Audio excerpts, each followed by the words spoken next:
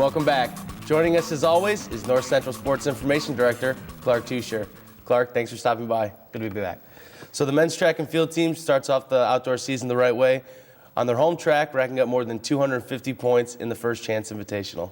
Yeah, and they did it without the whole lineup in. Most of the pole vaulters sat out. We had some sprinters that didn't run their full complement events. It was kind of a cool day, and those guys, the propensity for injury, goes up when the weather, temperature drops a little bit. So I think there was not the full lineup in there, but certainly encouraging to see a lot of people step up and perform well.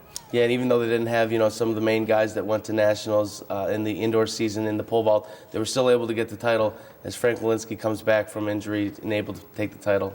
Yeah, Frank's the one that nobody really knows about. He's the fifth in that five-man group, and certainly a very good vaulter in his own right. Just missed going to the indoor national championships, but good opportunity for him to kind of get some spotlight a little bit before these other guys get started. And one guy that did make it to nationals, Zach Hirschping, he's able to come and get his #1 event out of the way. He does the high jump, gets a first place, but also takes home a third place finish in the long jump. And colder weather affects jumpers probably even more than it does the sprinters because they have some downtime in between attempts. So certainly a good thing for him to get a good quality performance in the high jump and a solid effort in the long jump as well. The cold weather really didn't seem to affect Joey Michaels. The hurdler comes away with first place finishes in the 110 and 400 meters. That's really got to look well for Joey, who didn't make it to nationals in the indoor season. And I think he's a little better built for the longer events outdoors. So certainly he's ready to make a run at a national championship appearance in either the 110s or the 400. And the Cardinals also get second and third in those events respectively. Doesn't that just show the depth of this team? It was almost like what we saw in the indoor season with the 400, where it seems like there's a number of guys in each event that can really get points on the board.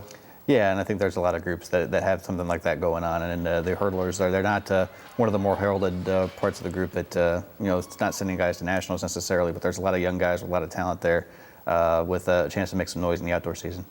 And the women made some noise too as well. They came home with the first place finish, and it was really the field events. They just seemed to dominate at this meet. You had two school records set by Brianna Tolliver in the javelin throw and Ebony Stallworth in the shot put. So definitely a good way to start off the season. Brianna was the record holder before. Ebony as a freshman coming in and being able to set an outdoor record by over a foot in the shot put. And then we had Brooke Patterson in the triple jump who set an outdoor freshman record. So certainly, they weren't really very, happy with their representation at the national championships indoors, but it looks like they're off to a good start in terms of trying to rectify that for the outdoor season. And we talked about that a lot, it seems like, during the indoor season, just the youth of this team, the way the freshmen have come in and, not been intimidated at all, but really made an impact on this team.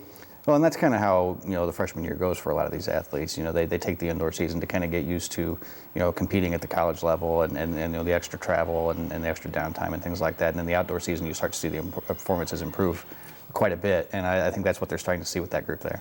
And we've seen Elizabeth Composto improve, from indoor now to outdoor. She was one of the few women that made the trip down to the indoor nationals. Do you think that's going to help her as far as the outdoor season comes, with having a little bit more experience? Once she gets to the championship meets outdoors, certainly, Saturday wasn't a great day for pole vaulters. The wind was kind of swirling a little bit, but it was tough to kind of expect top performances from those groups. But certainly, as she gets into late April and early May, once we get to start the championship season, that experience will definitely help her out. And a couple more Lady Cardinals making some news this week in awards. Velasta Mangia comes away with CCIW Hitter of the Week for softball, and Shannon Price, the MWLC Defensive Player of the Week for lacrosse. Yeah, Vlasta's, she's been as good as any player in the conference, not only hitting the ball, but as the #1 pitcher for the team as well. They've got conference play starting up this week, so we'll get to see how she stacks up against some of the other top pitchers in the league. Shannon has been, one of two four-year starters on this year's lacrosse team. They were able to start conference play with a win on Tuesday at Concordia, Wisconsin. So certainly she's looking to close out her career as one of the first four-year letter winners ever in that program's history with another trip to the conference tournament. And she's been around since the program's inception in 2009, really a staple of that team. But you mentioned Velasta. She gets the Hitter of the Week, but she's not too shabby in the pitching circle as well along those. Just along the last week, she gets 2 wins in 16 innings of work and also a .44 ERA. Yeah, Vlasta is one of the few pitchers that also bats third in the order, even when she's pitching. And then she also plays in center field, the second half of the doubleheader, and sometimes comes in relief as well. So certainly, her play is going to dictate, how far that team's going to be able to go, and keeping her healthy and giving her opportunities to get out of the lineup and rest a little bit is going to be key for Coach K as he moves through the season. And finally, the CCIW announced their Leadership Award winners, and it's Peter Buhlander and Amy Frazzini representing the Cardinals this year. Yeah, certainly well deserved. Peter was one of the captains on the football team this year, and was nominated for several awards on the national scale. And being a defensive lineman, you really don't see that very often, and his leadership ability was certainly part of that, which enabled him to kind of be honored in that way. Amy, as part of the soccer and lacrosse programs for the past 4 years, she's been a starter for both of them. She was the goalkeeper for the soccer team the last 2 years. She's been the leading scorer for the lacrosse program since its inception back in 2009, and has really been a leader and a vocal and a performance leader on both teams. So certainly a well-deserved award. Not a surprise that those were the two that wound up getting awarded this year. Well, congratulations to both of them. Clark, thanks so much for joining us. Thank you. The baseball team continues their CCIW campaign this weekend with 3 games against the Titans of Illinois Wesleyan University.